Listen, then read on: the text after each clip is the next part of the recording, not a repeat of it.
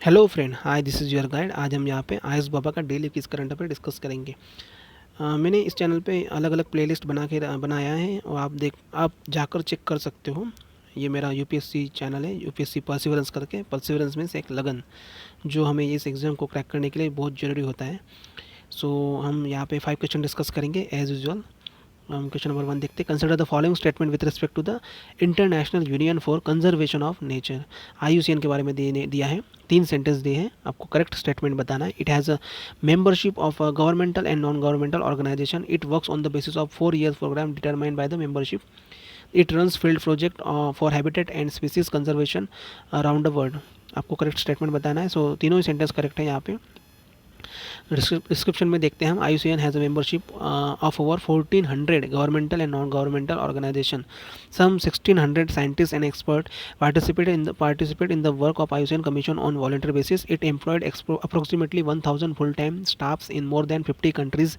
Its headquarters are in Gland, Switzerland. Switzerland में इसका headquarter है। IUCN works on the basis of 4 year program determined by the membership in the IUCN program for 2017 to 2020. Conserving nature and biodiversity is an inextricably linked to the sustainable development and poverty reduction. The IUCN states that it aims to have a solid factual base for its work and take into account the knowledge held by the indigenous groups and other traditional users of natural resources. IUCN runs field project for habitat spatial conservation around the world. It produces the IUCN red list of the threatened species, IUCN red list of the ecosystem, which is in similar way measures risk to the ecosystem. The IUCN red list of the ecosystem is a global standard to access the conservation status of the ecosystem. सो ये हिंदू में article आया था। Question number 2 है यहाँ पे। Consider the following statement with respect to the Doklam. Doklam से related है, ये चाइना के डिस्प्यूटेड, चाइना और इसमें है, चाइना से रिलेटेड है। It is strategically located at the tri junction of the Pakistan, Afghanistan and China. Hunza valley is located in the region bordering with the Wakhan corridor. So correct बताना है आपको स्टेटमेंट। सो ये डी है, दोनों ही गलत है, क्योंकि ये Doklam in the standard Bhutan is Jogalam in the standard Tibetan and Donglang in Chinese is the area with the plateau and valley. ये भूटान और टिबेटन और चाइना से एरिया में है, with the plateau and valley lying between the Tibet Chumbi Valley to the north, Bhutan's Ha Valley to the east, and India's Sikkim state to the west. It has been depicted as a part of Bhutan and Bhutan's map since 1961, but it was claimed by the China. To date, dispute has been resolved. Several rounds of border negotiation between the Bhutan and China. The area is of strategic importance to all the three countries. Consider the following statement with respect to the Ebola. Ebola से related है. It is spread through the direct contact with the body fluids. It is a viral hemorrhagic fever of human and other primates.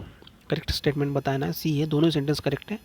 Ebola से related है। Ebola viral disease, EVD,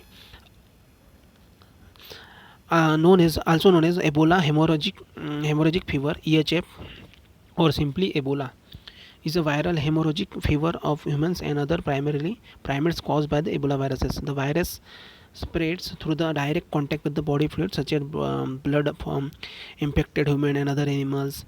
Spread may occur from the contact with the item recently contaminated with the body fluid. Spread of the disease through the air between the primates, including human, has not been documented in either laboratory or natural condition.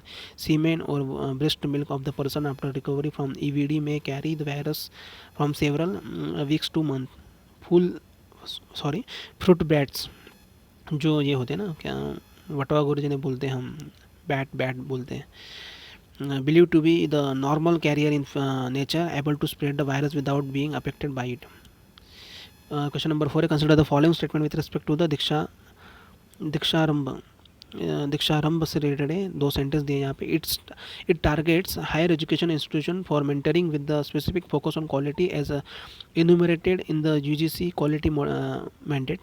Second है, it is a student induction program to help new students adjust and feel comfortable in the new environment, inculcate in them the ethos and culture of the institution. Correct statement बताना है आपको. ये second statement correct है, दीक्षारंभ से related है. Diksharamba, a guide student to induction program, is to help new students adjust, feel comfortable in the new environment, inculcate in them the ethos and culture of the institution, help them build bonds with the other student and faculties members, and expose them to sense, large purpose, and self exploration. So इसके बाद में है परामर्श। परामर्श के बारे में दिया है। यूनिवर्सिटी ग्रांट कमीशन है, scheme for maintaining the national accreditation and assessment council, accreditation aspiration institution to promote quality assurance in higher education.